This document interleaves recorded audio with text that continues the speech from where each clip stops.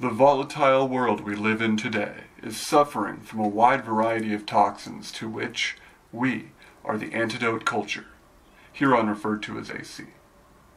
In our own country alone, many people suffer from poverty, hunger, crime, abuse of power, human rights violations, the erosion of civil liberties, cruelty to animals, and environmental damage. But that's not all. From a global perspective, nuclear proliferation, religious tensions, and even genocide are going on right now.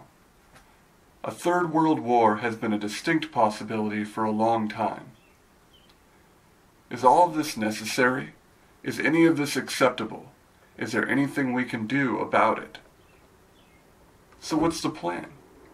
The most common response to current events is to rely on tried and true methods, such as getting an education, developing a career, raising a family, being an upstanding member of the community, voting, and rooting for our home team.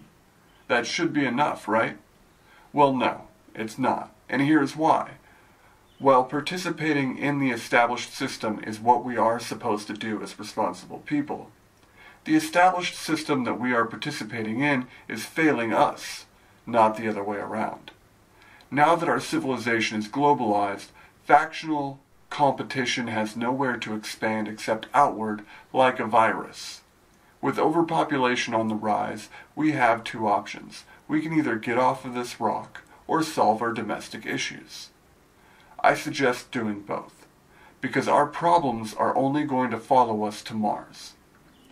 In order to create a sustainable way of life before global crisis becomes global calamity, we need to understand the root cause. Historically, we have evolved from an autocratic form of primitive militant leadership into progressively more and more representative forms of government.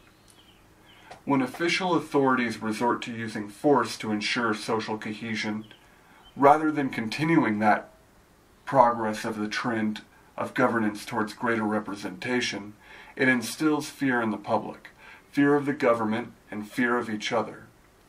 For example, our legal system has always been punitive in nature, and has gone from serving and protecting the community to becoming enforcement-based.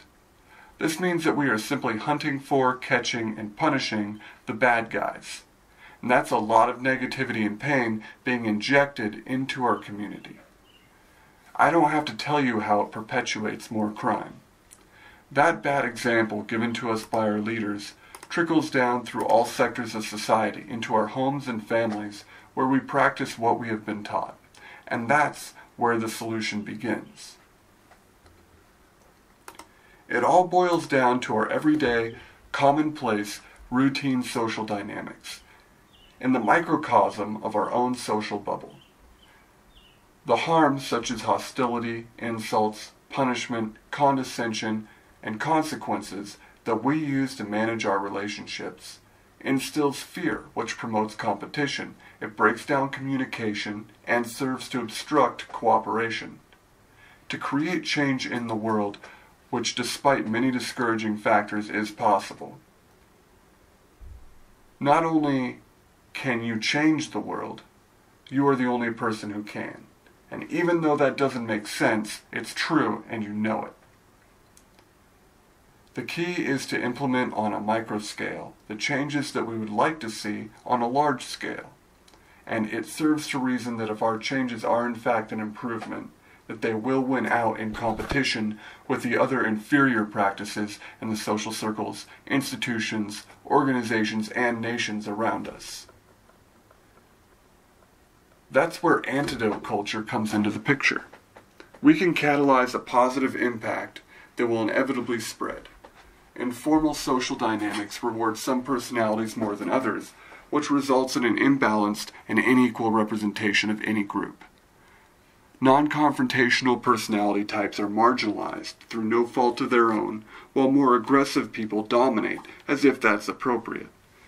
This can be referred to as the law of the jungle. And surely, even a slow, awkward, cumbersome, and tedious democracy is preferable to the law of the jungle.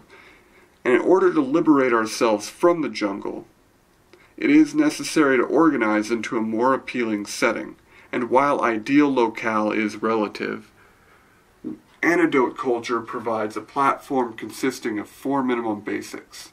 Those are safety, freedom, inclusion of all people, and equal representation.